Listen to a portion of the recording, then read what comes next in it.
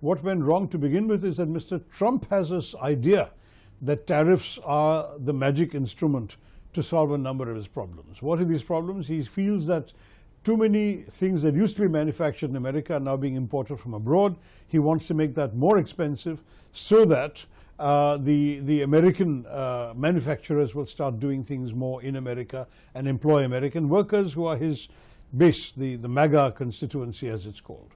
Secondly, he believes that tariffs can be a useful source of revenue for his country. There is a massive deficit in America, colossal. I mean, it's the largest in the world by far. He hopes that by actually collecting, as he claims, billions of dollars every month in revenues by tariffs, that he will be able to bring down his deficit.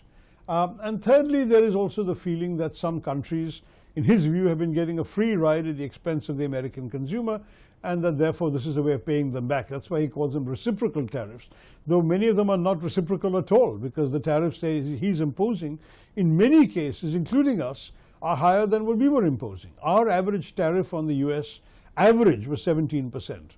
Theirs is a blanket 25%, which is simply not fair either. So all of these things, to my mind, suggest to me that his logic is nothing to do with India particularly, but is more to do with his domestic political constituency.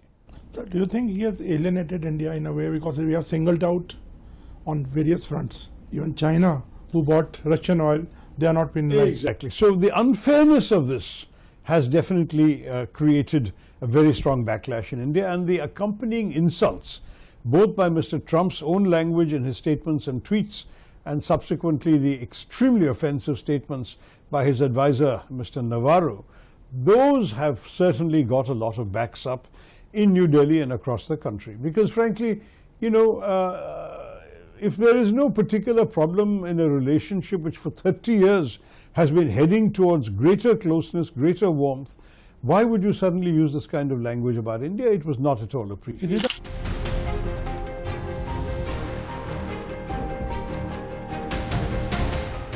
To pay such big So in the old days, the fee was $2,000 to a maximum of $4,000. Now it's suddenly gone up to $100,000. But you have to understand a couple of things.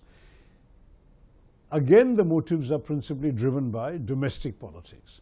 Mr. Trump believes, and the people around him have told him, that the easy H-1B has meant that a lot of Americans who deserve a higher salary from the same companies are being bypassed by Indians who will accept a lower salary. So an Indian techie who comes and works for $60,000 a year is taking away, according to Mr. Trump's supporters, jobs from an American who would not work for less than, let's say, $85,000 or $90,000 a year, for argument's sake. I'm talking about a junior techie. The salaries go up at other levels. So what they're saying is, let us make the low-end jobs unviable by the $100,000 fee, so only the high-end, really desirable, irreplaceable top people who are worth it for a company to spend $100,000 on, only they will come. Now, I don't understand the logic of this, whether it's actually ever going to work. First of all, for many companies, the obvious solution will be to outsource the job. That is, what used to be done in America can now be done either by the same multinational companies' units in Europe, in Germany, in England, in Ireland, in France, or in many cases in their global capability centers in India. So that in fact the same Indian techies may now be working for the same money in India rather than working in America. So the visa will no longer be required. The challenge will be in the short term for the Indian companies that would take on a contract to do a job, whether it's for an American state government, a big American company, a hospital, whatever it may be, and fulfill that contract by sending their people from India on H-1B visas. That will now become unviable.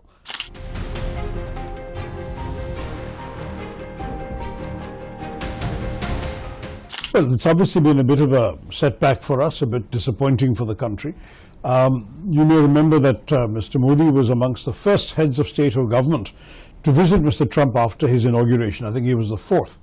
And their meeting went well and ended with a declaration by both leaders that there would be discussions on trade, negotiations, which were to conclude by the fall. So the first surprise was when suddenly 25% tariffs were imposed on India. Now, why was that bad? Because other countries, particularly those countries in our neighborhood and in Southeast Asia, that are competing with us in the same kind of low-value, labor-intensive industries, they were all at 15 to 19% and we were 25. So suddenly, our exporters had a premium of 6% that their rivals did not have. In some cases more than 6%, some cases up to 10% more, because some were 15, some were 16, 17, 18, 19%, depending on which country we're talking about. But as you know, there's been some change. First of all, the Americans had cancelled the visit of the delegation scheduled to come to India on the 25th of August for the 6th round of trade negotiations.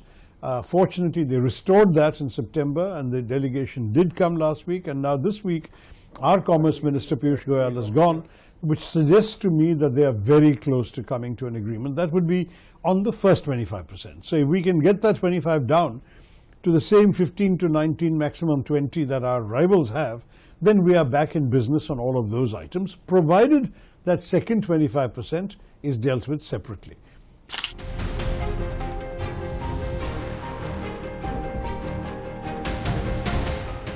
Is America, whatever Mr. Trump do, prepared to write off India altogether? At the moment, there's no reason to imagine that. There is a lot of cooperation taking place on defense, on intelligence sharing, a number of areas of cooperation, everything ranging from outer space to IT and AI and so on, where the two countries are cooperating at various levels, well below the level of the heads of government. So I don't see that suddenly halting. No one has told anybody in America to stop doing that. Those are of great interest to both countries. Secondly, we have fundamentals that are still real. That is, we have a very large presence of Indians in America. 4.3 million Americans are of Indian descent. We have still the largest single student body, though I think that will go down with the new H-1B thing. But at the moment, the largest number of foreign students are Indians. The largest number of CEOs in Silicon Valley who are not American or not of American birth. It's troubling some people in his backers because, let's face it, the anti-immigration constituency has suddenly become much more vocal and much more acceptable than before. America used to be a very open, welcoming and inclusive society, irrespective of your color, your race, your religion, whatever. Today, the dominant political forces, the so-called MAGA movement, are very openly anti-immigrants, and particularly the visible immigrants, that is, people of a different color who dress differently or look different, can immediately be spotted as not of the sort of white ethnic mainstream. They are being targeted much more in ways that were not considered politically correct in America in the old days, but today political correctness is not a priority.